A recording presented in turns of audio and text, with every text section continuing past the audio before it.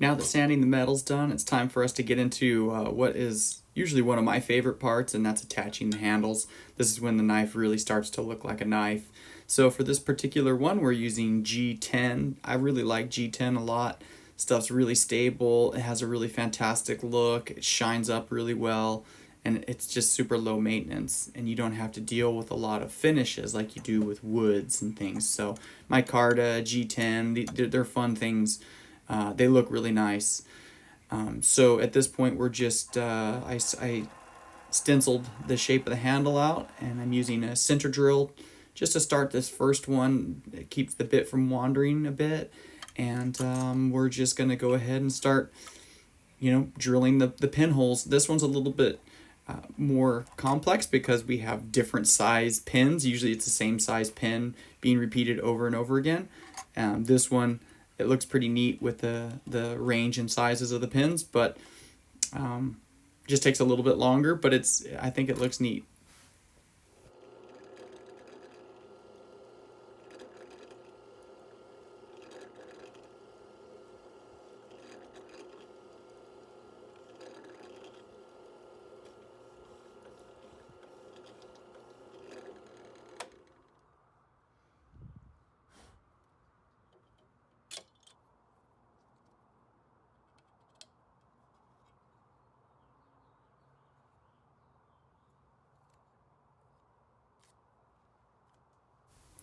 Now at this point, this is where things can get tricky, and it's easy for you to screw up your knife. You've got to get these holes drilled in the exact spots. So you'll notice it for this. Once I drill the hole for one, I place a pin in that hole to keep those holes lined up 100% perfect.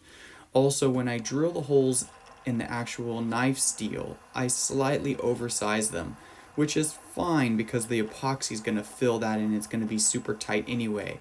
And I don't go a lot bigger, just slightly, just in case something is off a little bit. But as you drill each hole in the knife, then you want to make sure you put a pin back in that spot. And you can see that I've done that here. I've drilled a few more, and just putting pins in to keep everything lined up spot on perfect. Because the worst thing in the world is when you go to put these handles on, you try and drive a pin through and it's off a little bit, because you cannot drill that handle again now that it's been hardened.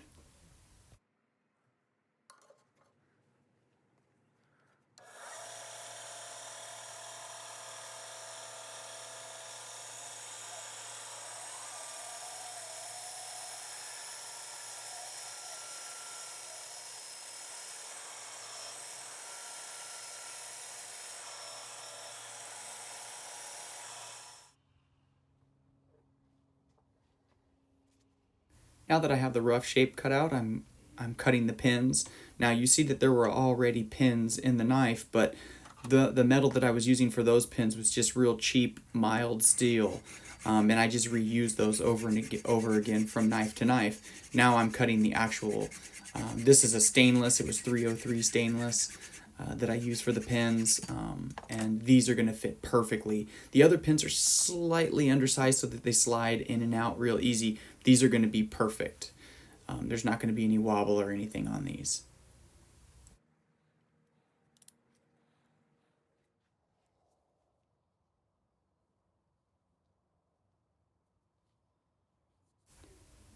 So once all the pins are cut, it's time to shape the front. So normally most of the handle shaping is done once they're attached to the knife, but you can't do that with the front of the handle. Once it's glued up, there's no way for you to get the sander on the front, because there's going to be a huge piece of blade sticking out the front.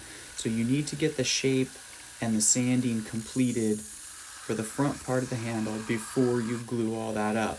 So I'm starting with a really heavy grit here, and I just knock the main shape into it, and then I'll start cycling through all of the finer belts on the actual belt sander here. And then once I get through like 220, I just kind of move over to the hand sanding, and I'll hand sand usually up through like 800 or so on the front side of this.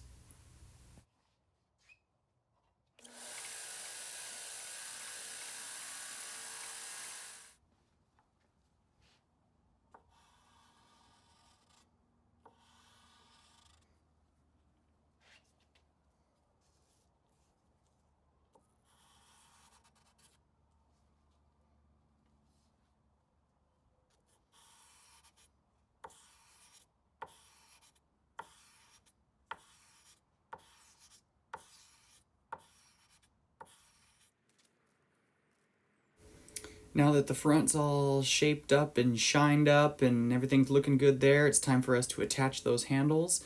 So I've mixed up a two-part epoxy off to the side there, and I'm going to spread it on nice and thick.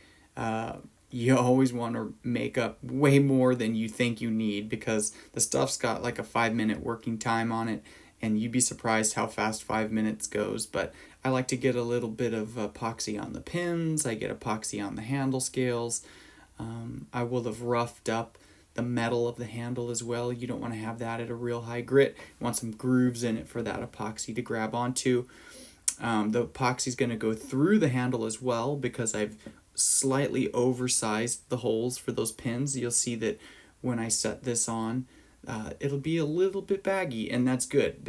It just makes everything fit up tight. This epoxy is so hard. You don't really worry about the epoxy itself failing.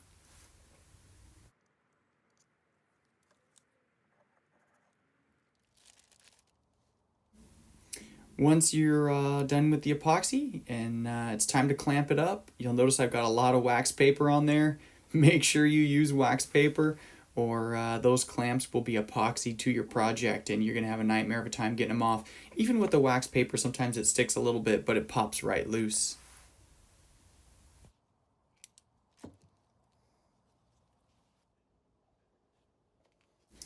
I always let the thing sit overnight. When you read the packaging, a lot of times it has a lot shorter cure times, but I always let it sit overnight. And it's like Christmas morning. I don't care how many of these I do. It's always so fun going out, pulling the clamps off, and seeing what it looks like. You'll see that two of them came off really easy. One of them kind of stuck a little bit here, even though I had the paper on there. But we'll see that just a quick tap, and it pops right off.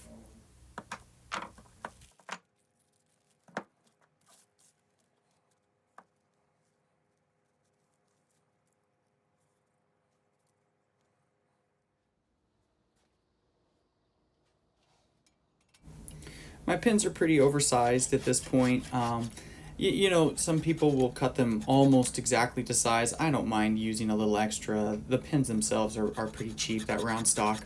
And then I use the hacksaw to just cut them off as flush as I can. A lot of people will just go to the grinder, but you have to be really careful. I've done them, I've just cut them off using the grinder before, but you generate so much heat, you have to be really careful because you'll actually melt the epoxy out of there. Once you've got the pins cut flush, then you just start shaping the handle. So we head over to the bandsaw again, and we're just going to spend a lot of time on the bandsaw. I tend to do all the edges first, and then once I get the shape dialed in and matching, the tang, I go ahead and I start rounding corners. And once I'm moved through a lot of the heavier grits, then once again it's back to the hand sanding. Once I hand sand to around 600 grit with G10, I found that you don't really need to go much further. If you just go to a buffing wheel, and this is actually just a bench grinder that I put a buffing wheel on, and you just go ahead and run it on the buffing wheel, it just makes it pop. And I've gone past 600 to like 800 and 1,000, and I don't see much of a difference. So why do all that extra work when you've already got hours and hours of sanding in?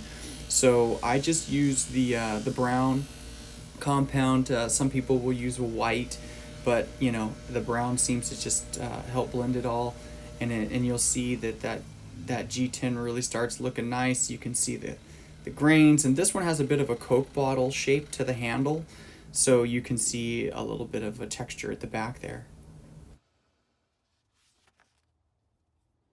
At this point, the knife's pretty much complete, and I sharpen them up. When I sharpen, I use diamond stones, and I start with a coarse, I move to a fine, and then I finish with an extra fine, and then I strop it with some compound on leather.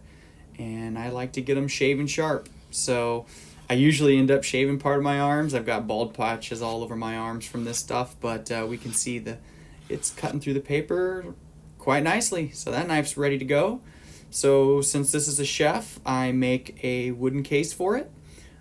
If your handle's wood, I make sure that the wood that it's resting on there matches. In this case, we were using G10. I didn't have a bunch of G10 lying around, so we've got some African mahogany. And knife is complete. Looks good.